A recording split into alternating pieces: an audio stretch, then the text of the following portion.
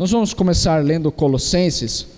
Vamos pedir para que Deus Ele esteja nos guiando através de sua palavra. Nós vamos começar essa série de exposição, Colossenses capítulo de número 1. Vamos ler capítulo 1, versículo de número 1. E amados, essa carta, em Gálatas nós aprendemos sobre a heresia de tentar se salvar pelas obras. Mas através de Colossenses nós vamos ver que não somente Jesus Cristo salva, mas como Cristo, Ele é muito mais glorioso, né? Em todas as cartas, em toda a Bíblia, Cristo Ele é glorioso. Todavia, aqui Colossenses, Paulo, ele quer destacar de uma forma grandiosa quem é Cristo. Quem é Cristo Jesus. E é muito importante, amados, é muito importante nos dias atuais nós entendermos o quanto Cristo é importante para nós, o quanto nós devemos basear a nossa vida em Cristo Jesus. Não só nessa época, mas a época da Bíblia, mas hoje para nós Cristo é o ser mais importante e Cristo é a pessoa mais esquecida, tanto nos nossos púlpitos e principalmente nas nossas vidas. Nós esquecemos de Cristo, não é? E Paulo ele quer voltar aqui, que a igreja de Colossenses se volte para Cristo mais uma vez e veja o quanto Cristo é precioso.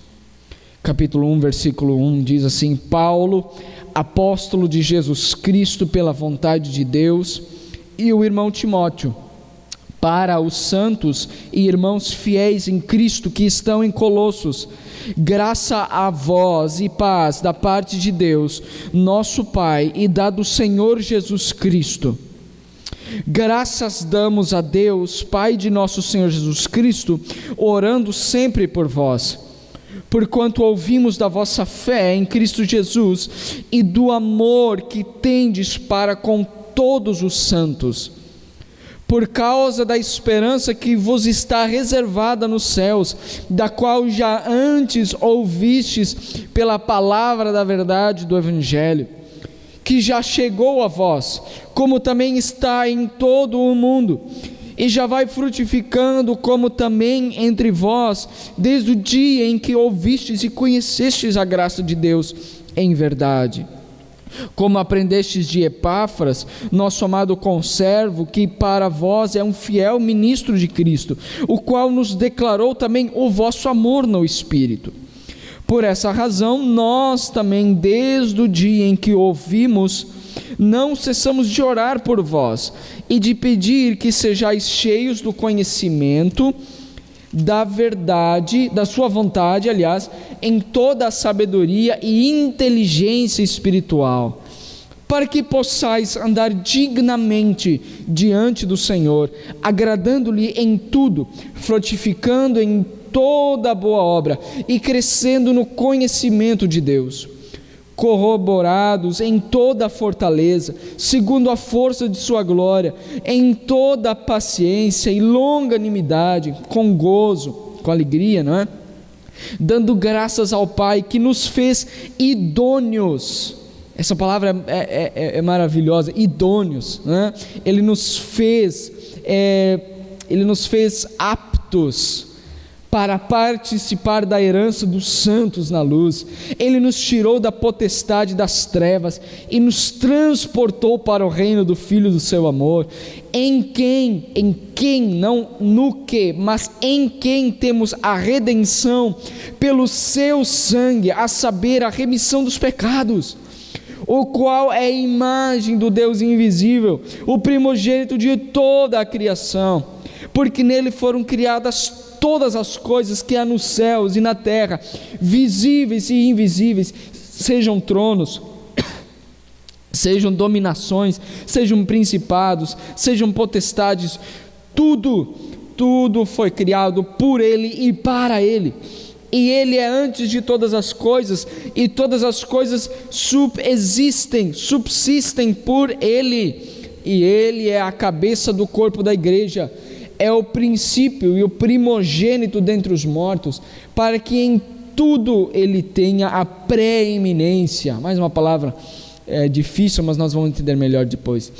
Porque foi do agrado do Pai que toda a plenitude significa cheio, né? Tudo habitasse nele, que nele habitasse toda a plenitude, e que, havendo por ele feito a paz pelo sangue da sua cruz, por meio dele reconciliasse consigo mesmo todas as coisas, tanto as que estão na terra como as que estão nos céus. A vós também, que noutro tempo eres estranhos e inimigos no entendimento pelas vossas obras, mas agora contudo vos reconciliou no corpo da sua carne pela morte, para perante ele vos apresentar santos e irrepreensíveis e inculpáveis, se na verdade permanecerdes fundados e firmes na fé, e não vos moverdes da esperança do evangelho que tendes ouvido, qual foi pregado a toda criatura que há debaixo do céu, e do qual eu, Paulo, estou feito ministro. Amém? Nós vamos ler até o 23, e a partir do versículo 24, Paulo já começa uma outra temática que entra já com o capítulo 2. Amados, vamos entender o contexto, um pouquinho o contexto da igreja de Colossenses. Primeiro lugar, por que Paulo escreve essa carta? Paulo, ao que nos parece, Paulo não foi quem fundou a igreja de Colossenses. Eu acreditava que, mas fazendo algumas pesquisas, a maioria isso não importa muito, mas a maioria não acredita que Paulo tenha fundado necessariamente a igreja. Todavia, nós sabemos que Paulo, ele estava preso quando ele escreve essa carta. Paulo estava em uma prisão domiciliar, a prisão romana domiciliar. Paulo estava preso. Paulo, cerca de 61 anos depois de Cristo, essa carta foi escrita. Então, depois que Cristo nasceu, 60 anos depois que Cristo nasceu, então basicamente 30 anos depois da morte de Jesus Cristo, mais ou menos, Paulo, ele ministro do Evangelho, Paulo já de uma idade, de certa idade já, uma idade considerável, Paulo, ele estava preso porque ele estava pregando o Evangelho, e Paulo estava preso. Paulo, ele recebe em sua prisão uma pessoa chamada de Epáfras, o qual está descrita no versículo 7. Epáfras, ele diz: o qual nos declarou também o vosso amor no Espírito. Não é? Paulo, ele recebe uma pessoa, Epáfras. Epáfras era da igreja de Colossenses. Paulo estava visitando a igreja, Epáfras estava visitando Paulo, né? E Epáfras está contando sobre a igreja dos Colossenses. Não só Epáfras, mas nós vamos ler também que é nesse contexto aqui, é neste tempo aqui, que Paulo, ele escreve uma carta a Filemon. Filemon era da igreja de Colossenses, né? E Filemon, ele é um membro que, lá na carta de Filemon, a carta de Filemon é bem pequenininha. Então, no mesmo tempo que Paulo escreve Colossenses e ele manda essa carta com Epáfras e Filemon, ele também escreve uma pequena carta para Filemon, que estava lá em Colossenses, lá em Colosso, e ele é uma pequena carta que ele também manda junto, é uma cartinha de bolso, vamos dizer assim, uma pequena mensagem também para Filemon. Filemon só para contextualizar, Filemon também é uma carta que Paulo escreve porque ele encontrou Onésimo na prisão. Onésimo era um escravo fugitivo de Filemon. Onésimo era um escravo que fugiu de seu senhor e ele foi parar lá em Roma. E Paulo conheceu esse escravo fugitivo lá em Roma, e ele escreve então para Filemon e dizendo assim: olha, Filemon, eu conheci Onésimo e você deveria recebê-lo como você receberia a mim próprio, uma carta de amor. Então Epáfras e Filemon, Epáfras e Onésimo levam essas cartas a essa igreja lá em Colossenses. Basicamente esse é o contexto.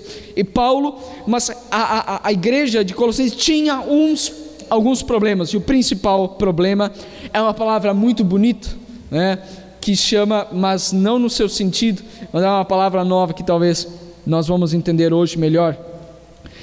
Na igreja de Colossenses, diferente como nós estudamos da igreja de Gálatas, a igreja de Gálatas ela tentava se salvar pelas suas obras, né? Então eles estavam tendo aquele espírito de fariseu, aquela tentativa de se salvar pelas obras.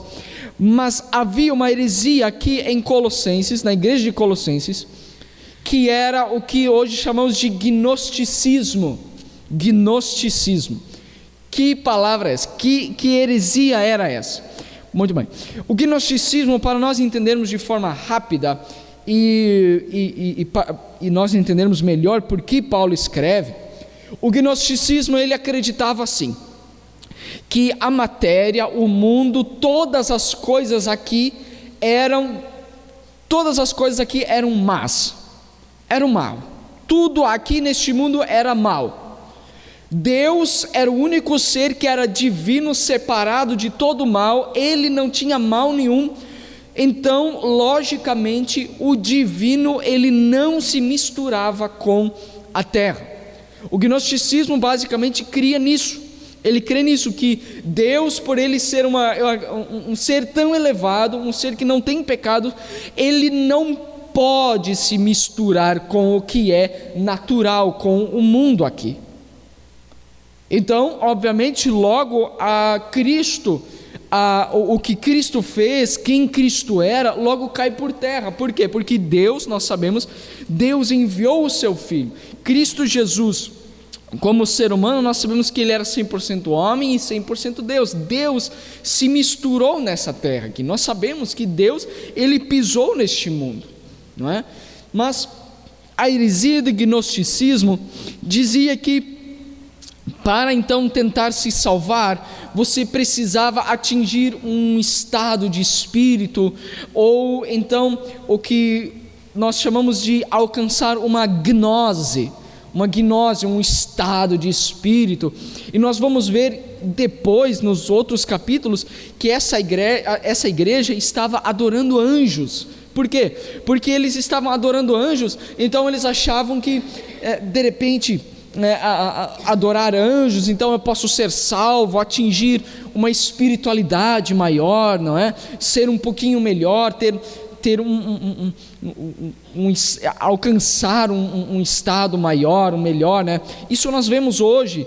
O gnosticismo ele está enraizado hoje, por exemplo, nas religiões espíritas, do espiritismo. Nós vemos muito isso, né? Essa ideia de alcançar patamares maiores, né? Na espiritualidade. Isso estava acontecendo aqui. E qual é o problema de crer nisso? O problema é que eles estavam deixando de lado Cristo e a sua obra, mais uma vez, né? Eles estavam, assim como a igreja de Gálatas também, eles estavam deixando de lado o ensino, a ideia de que Cristo, sozinho, através da fé, nós crendo em Cristo, isso seria suficiente para sermos salvos. Eles estavam deixando de lado essa ideia. Eles estavam parando de crer de que Cristo seria o único para ser salvo. E assim como também em Gálatas, eles não é que eles rejeitavam completamente a ideia de Cristo. Eles apenas diziam que Cristo sozinho não podia nos salvar. Nós precisávamos, então, talvez adorar a anjos ou enfim, atingir essa gnose, né? Esse patamar mais elevado, né? Mas Paulo então ele vai corrigir essa ideia. Por isso que ele já começa no capítulo 1 falando sobre quem? Falando sobre Cristo, e o que ele fez, e o que ele é, o que Cristo é. E isso é o tema central, é o tema de Colossenses, a supremacia, ou seja, que Cristo é supremo, e também a suficiência de Cristo. É por isso que nós adotamos essa temática em Colossenses, a suficiência de Cristo. Cristo é suficiente para nos salvar. Cristo, somente Cristo é o que pode nos salvar. Então, no capítulo 1, versículo 1, Paulo começa se apresentando, como ele faz em todas as suas cartas. Paulo começa se apresentando e depois ele faz os seus cumprimentos no versículo 3, no versículo 4. No versículo 4 ele fala sobre as características da igreja, Então ele fala sobre suas credenciais, as credenciais de Paulo, as credenciais da igreja, Então Paulo ele se apresenta por primeiro, fala quem ele é, e depois ele fala um pouco sobre a igreja. E nós de cara, nós já entendemos, nós já vemos o que o Evangelho faz. Colosso era uma cidade não era uma cidade muito proeminente, a ver que logo depois, essa cidade não continuou. Era um lugar de não muito desenvolvimento, mas ali nós vemos que ali o Evangelho chegou também. E não importa o lugar onde o Evangelho chegue, o Evangelho ele sempre terá o seu poder. Onde o Evangelho verdadeiro chega, ele irá transformar. Em qualquer cidade, em qualquer lugar, o poder do Evangelho, ele é suficiente para mudar vidas. E aqui na igreja de Colossenses, aqui nessa cidade de Colossos, não foi diferente. O Evangelho chegou, de algum jeito o Evangelho chegou lá, e pessoas foram salvas, pessoas foram adicionadas ao reino de Deus, através da pregação do Evangelho. E aqui está um resultado da pregação do Evangelho. Esse é o poder do Evangelho, pessoas que conheceram o Evangelho e foram transformadas por ele. Essas são as credenciais, essas são as credenciais do Evangelho. Deus, através do Evangelho, ele salva pessoas pela pregação do Evangelho. Foi assim em Colossenses, foi assim para nós também. É assim em Santa Rosa, é assim em qualquer lugar onde o poder do Evangelho chega. Esse poder do Evangelho, ele transforma. Não só transforma, mas ele vai dizer nos outros versículos, esse Evangelho nos torna idôneos, nos torna capazes de andarmos dignamente, crescendo no conhecimento de Deus. O Evangelho de Jesus Cristo é o único modo de nós conhecermos mais a Deus. Que maravilha então é isso. O Evangelho não é simplesmente algumas partes, o Evangelho não é somente o Novo Testamento, mas o Evangelho é a forma como nós podemos conhecer mais de Deus. João capítulo 1, os primeiros versículos dizem assim, que através de Jesus Cristo nós podemos conhecer Deus. O Evangelho do Senhor Jesus Cristo é o jeito como nós podemos conhecer Deus, e isso Paulo deixa claro. Por exemplo, no versículo 10, para que possais andar dignamente diante do Senhor, agradando-lhe em tudo, frutificando em toda boa obra e crescendo no conhecimento de Deus. No versículo 10. Os gnósticos, os que acreditavam no gnosticismo, eles não criam que nós deveríamos fazer coisas, diferente dos Gálatas. Não era somente boas obras, mas era alcançar um estado de espírito melhor, para sermos pessoas melhores, para alcançarmos uma espiritualidade mais elevada. Paulo, ele chega já com os dois pés na porta. Ele diz: não, para nós podermos andar dignamente, nós precisamos conhecer o Evangelho. Para nós andarmos de forma digna, de forma a termos boas obras, nós precisamos conhecer o Evangelho, crescer no conhecimento de Deus, frutificar em toda a boa obra, para que possais, no versículo 10, para que vocês possam andar dignamente. Não é alcançando uma gnose, mas sim crescendo no conhecimento de Deus. Isso é o Evangelho. Paulo começa dizendo que isso é o Evangelho. O Evangelho nos torna capazes de alcançar essa gnose, né? Como os colossenses achavam, nós precisamos de uma gnose, nós precisamos de um estado, um espírito melhor. Não, Paulo ele chega assim: vocês só podem alcançar boas obras se vocês conhecerem o Evangelho de Jesus Cristo. Então nós precisamos, Paulo então ele chega já no começo dizendo: Cristo, olhem apenas para Jesus Cristo, olhem apenas para o Senhor Jesus Cristo. Por isso que Paulo ele insiste: Cristo é o mais importante, Cristo é supremo, Cristo deve ser conhecido. Nós precisamos entender que Cristo não é apenas um ser iluminado. E quando nós falamos do gnosticismo, né, nós não falamos apenas dos espiritistas, mas, amados irmãos, muitas igrejas hoje, elas esqueceram muito tempo já de Cristo Jesus. Elas se reúnem, então elas buscam constantemente, por exemplo, a questão do batismo com o Espírito Santo. Nós cremos na questão do batismo no Espírito Santo, nós cremos, isso é bíblico.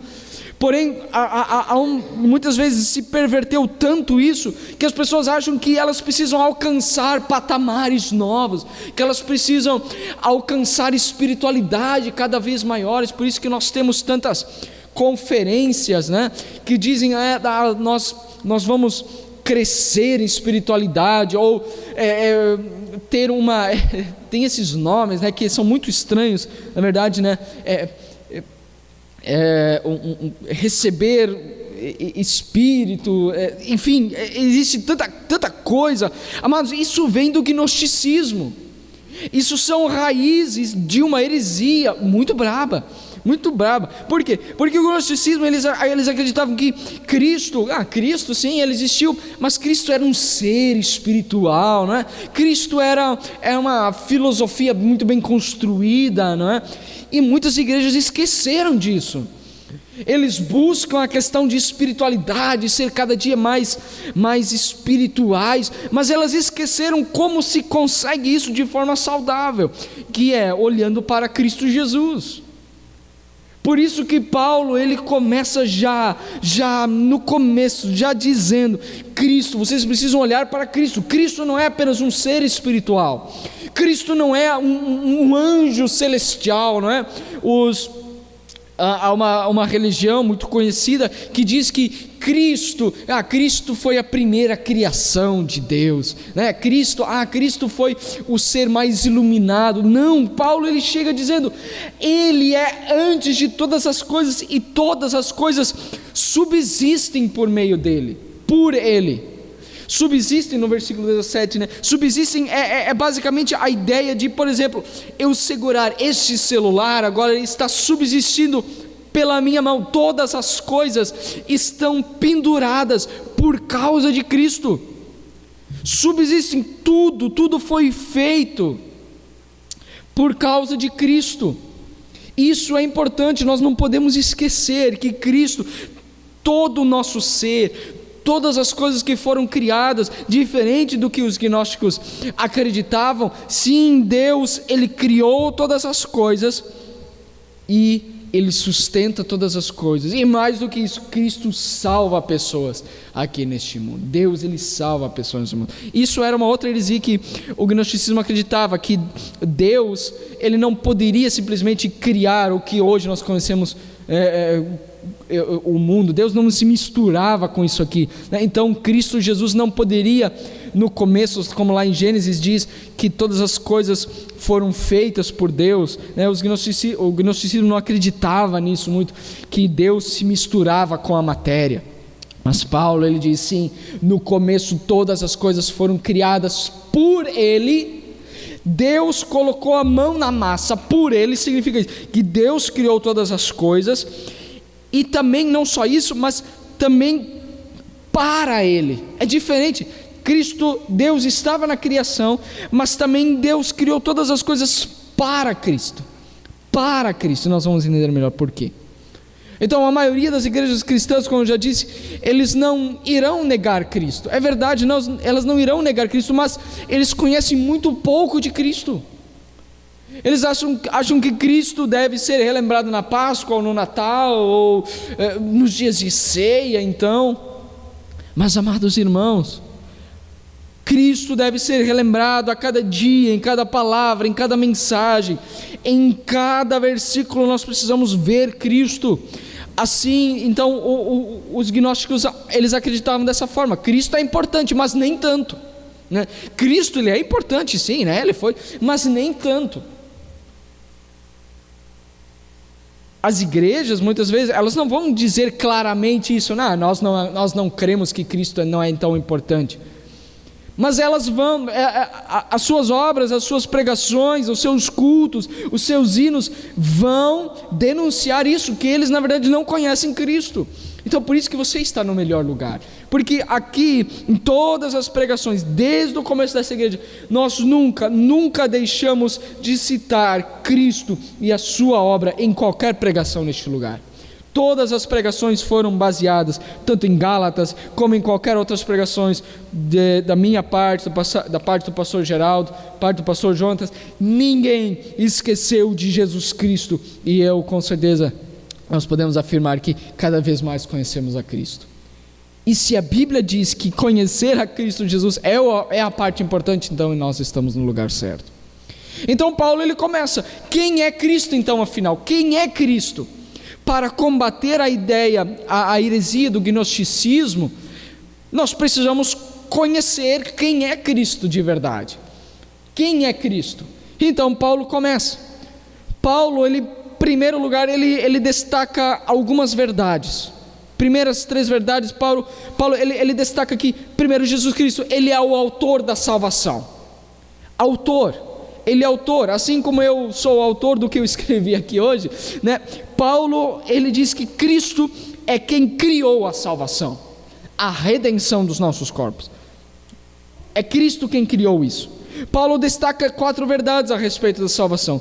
Cristo nos libertou do império das trevas, império que aprisiona as pessoas em seus pecados. Esse império, ele diz aqui, no versículo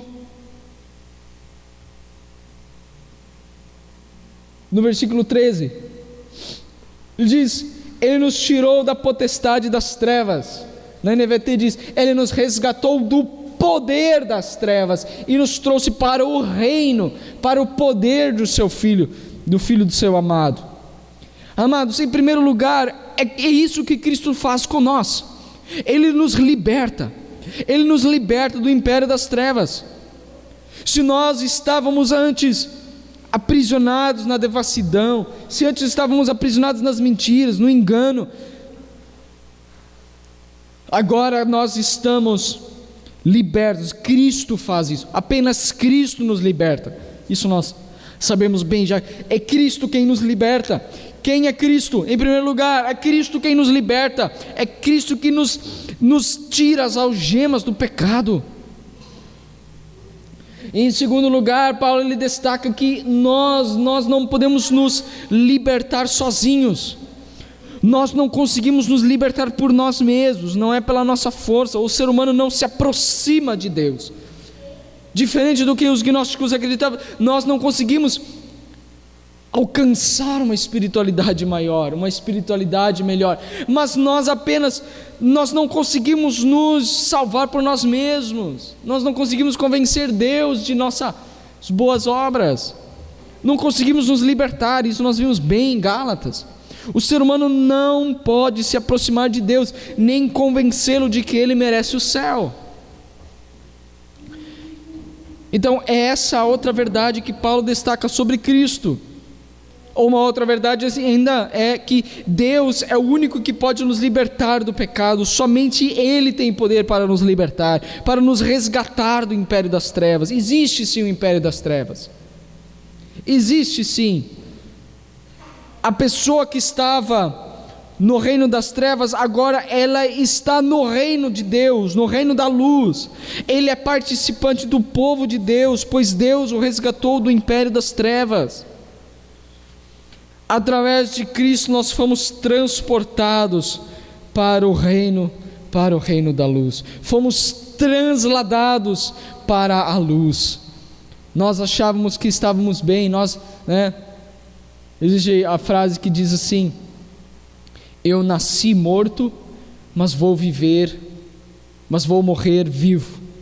Diz assim: eu nasci morto em pecados, mas eu vou morrer vivo, porque Cristo nos passou do império das trevas, nos passou para o reino de luz, que é do Senhor Jesus Cristo. Nós achávamos que estávamos bem quando estávamos no reino das trevas, nós achávamos que estava tudo bem, mas nós estávamos perdidos. Cristo abriu os nossos olhos, Ele nos transportou para a luz. Isso significa que já não somos mais dominados pelo Senhor deste mundo, mas nós somos dominados por Jesus Cristo. Ele é o nosso Rei, nós somos seus subordinados, nós somos escravos do Senhor Jesus Cristo. É Ele que comanda nossas vidas.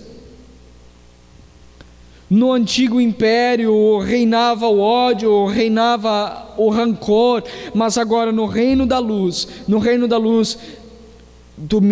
reina a paz e o amor nos nossos corações. E isso que Cristo fez, em primeiro lugar, não é eu alcançando uma gnose, mas é Cristo que é o único que pode nos libertar. Cristo é o único que pode nos arrancar da vida de pecados. Cristo é o único que pode nos passar do império das trevas para o reino da luz.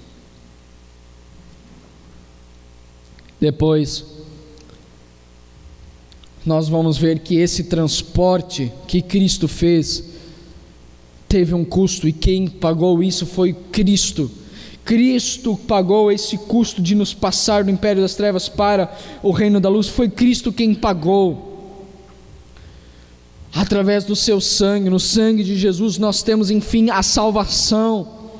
A salvação em Jesus Cristo, esse preço foi pago pelo próprio Deus. Como nós já dissemos aqui em outras vezes, Cristo não pagou o preço para nos salvar do diabo, mas nós sabemos que por causa da ira de Deus nós estávamos condenados ao império das trevas, nós estávamos condenados por causa da ira de Deus, mas Cristo pagou esse preço, Ele aplacou a ira de Deus para que hoje possamos pertencer ao império do Senhor Jesus Cristo, ao reino do seu Filho amado. Isso é maravilhoso, pois que Cristo foi o que pagou, em quem nós temos a redenção. Versículo 14, que comprou nossa liberdade e perdoou nossos pecados. Então Cristo, Ele é o autor, Ele é o primogênito de toda a criação. Então Paulo ele começa falando assim: Cristo é o autor da salvação, Cristo é aquele que nos salva, que nos liberta. Mas mais do que isso, eu acho que é meio errado dizer mais do que isso, mas outro tema que é uma raiz da salvação, quer dizer também que não somente Cristo é o autor da salvação, mas Cristo, Ele estava presente na criação de todas as coisas também. Isso era uma mentira que a igreja de Colossenses acreditava. Qual era essa mentira? Que Deus, Ele não se envolvia na criação, que Cristo não poderia ter criado nada. Isso era uma mentira que eles acreditavam. Então Paulo, ele começa dizendo, depois que ele fala sobre a salvação, ele faz uma ponte, e ele fala então, porque nele, no versículo 16, porque nele foram criadas todas as coisas que há nos céus e na terra, visíveis e invisíveis, sejam tronos, sejam dominações, sejam principados, sejam potestades, tudo foi criado por ele e para ele. Pois por meio dele todas as coisas foram criadas, tanto nos céus como na terra, todas as coisas que podemos ver e as que não podemos ver, como os tronos, reinos, governantes e as autoridades do mundo invisível, tudo foi criado por meio dele e para ele. Paulo então faz essa ponte e diz que todas as coisas subsistem por meio dele, por ele, no versículo 17. Ele existia antes de todas as coisas e ele mantém tudo em harmonia, ele segura tudo em suas mãos. Deus não só se mistura com o que é natural aqui, né? Se mistura assim, sem pecar, obviamente, mas os gnósticos eles não acreditavam que Deus ele estava separado deste mundo mal. Mas Paulo ele diz, ele sustenta todas as coisas. Tudo subsiste e nós estamos aqui hoje porque Cristo foi quem criou todas as coisas e todas as coisas foram criadas por causa de Jesus, por causa do Filho de Deus. Isso é maravilhoso porque nós lembramos dessa ideia de que antes de Deus dizer haja luz, lá em Gênesis, Deus disse haja cruz, porque foi através daquilo que Cristo fez na cruz do Calvário que nós somos salvos e todas as coisas foram criadas.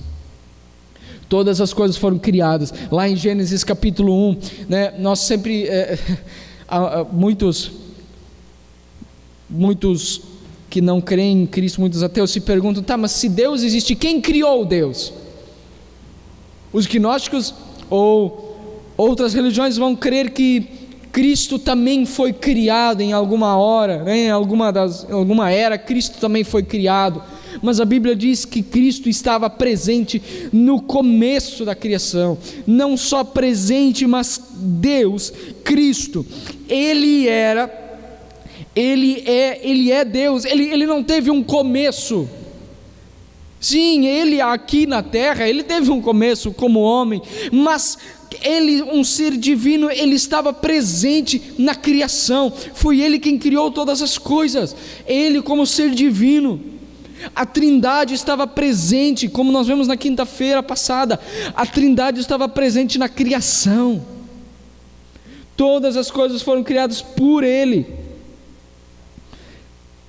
Paulo então, sem saber, ele já estava refutando, por exemplo, Charles Darwin, um famoso cientista que ele criou a teoria de que nós, por exemplo, nós somos uma evolução, né? Todas as coisas foram evoluindo através das eras. Paulo estava aqui já refutando Charles Darwin, que muitos anos depois, muitas eras depois, ele dizia que nós, o ser humano, por exemplo, nós somos uma evolução de animais.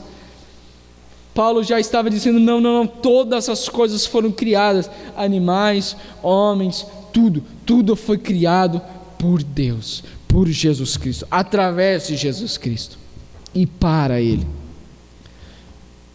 Paulo, ele sabia que Deus criou todas as coisas, e quando falamos Deus, nós lembramos obviamente do Pai, do Filho e do Espírito Santo. João capítulo 1, versículo 1 ao 5 diz que Ele era, o Verbo estava com Deus, e o Verbo era Deus, Ele é Deus, Cristo é supremo em toda a criação.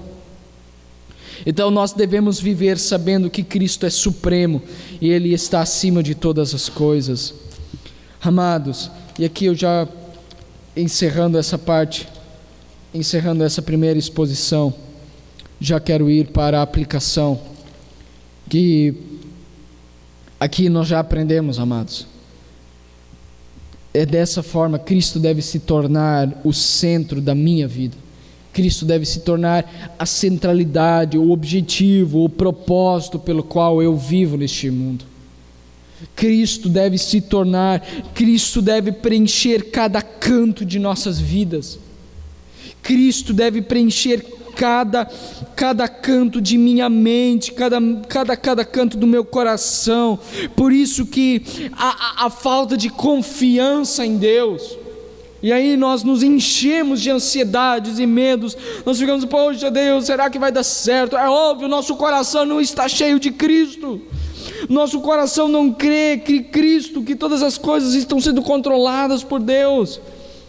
Quanto menos conhecemos de Cristo, mais nos afundamos em heresias, mas também mais nos afundamos cada vez mais em depressões e ansiedades, porque nós não confiamos que Cristo está no controle de todas as coisas, que as nossas vidas subsistem em Cristo, que Deus está nos segurando, que Deus está no controle de todas as coisas. Cristo deve preencher cada canto de nossas vidas. No versículo 16 ele diz: por Ele e para Ele. Esse por meio de Cristo tudo foi criado. Deus, através de Jesus Cristo, através de Deus Pai, através de Deus Filho e Espírito Santo, a Trindade pôs a mão na massa e criou todas as coisas. Não só criou todo mundo, mas criou também o plano da salvação. E também para Ele, para o louvor de sua glória, para que Cristo fosse glorificado. Tudo foi criado por causa de Cristo, por e para Cristo. E aí, amados irmãos, o que isso muda na minha vida? Como eu vou acordar amanhã e ir trabalhar sabendo dessas coisas? Em primeiro lugar, isso redefine todas as nossas prioridades. Amados, quando nós formos trabalhar, quando nós formos fazer os nossos afazeres, nós vamos lembrar que, nós vamos saber que tudo foi criado através de Cristo. É saber que onde vivo, o que eu faço não é um acaso. Tudo que você faz, tudo que você vive, tudo tem um propósito, não é um acaso. A minha vida não é um acaso, tudo tem um propósito. Eu tenho um propósito de vida. Nós sabemos que fomos criados para Cristo. Isso nos dá um outro senso de vida, isso nos dá outros propósitos. Eu tenho um propósito muito maior do que simplesmente ficar rico nessa vida. A minha vida é mais do que simplesmente ganhar muita saúde e viver trocentos anos aqui nessa vida. Não, a minha vida ela tem um propósito. A minha vida é Cristo. Por isso que Paulo ele chama a igreja de Gálatas de tolos, porque eles não acreditavam em Cristo. Cristo não era a sua prioridade. Então por isso a nossa vida muda de propósito. Eu tenho um propósito maior. A minha vida, eu não vou sair para trabalhar para o meu chefe, não, eu estou trabalhando para Cristo. Tudo o que eu faço, eu não faço para a minha esposa ou para os meus filhos, mas eu faço isso para Cristo, sabendo que eu faço todas as coisas para Cristo. Todas as coisas são para Cristo. E em segundo lugar, o que isso muda na minha vida? Confiança, é saber que Deus, por causa de Cristo, tudo foi criado, é saber que Ele está no controle de todas as coisas. Cristo está no controle, todas as coisas subsistem por meio dEle, por Ele. E aí eu finalizo destacando aquela palavra que eu falei que eu ia explicar, preeminência, no versículo 18, para que em tudo Ele tenha preeminência, versículo 18 no NVT. Ele é a cabeça do corpo da igreja, é o princípio e o primogênito dentre os mortos, para que em tudo Ele tenha preeminência, NVT. Portanto, Ele é o primeiro em tudo. Ele é o primeiro em tudo. A pergunta que nos resta nessa manhã: Cristo tem sido o primeiro em tudo? Em todas as coisas? Cristo tem tido a primazia, tem tido a preeminência em nossas vidas? Tudo que eu faço, não é errado você ganhar dinheiro, mas Cristo é o foco quando você quer buscar essas coisas. Eu quero ter uma vida melhor, mas Cristo é o objetivo final. Cristo é seu primeiro objetivo quando você busca todas as coisas. Se Cristo não for, então você está fazendo errado, porque para Ele, por Ele são todas as coisas. Amém? Vamos orar nesta manhã.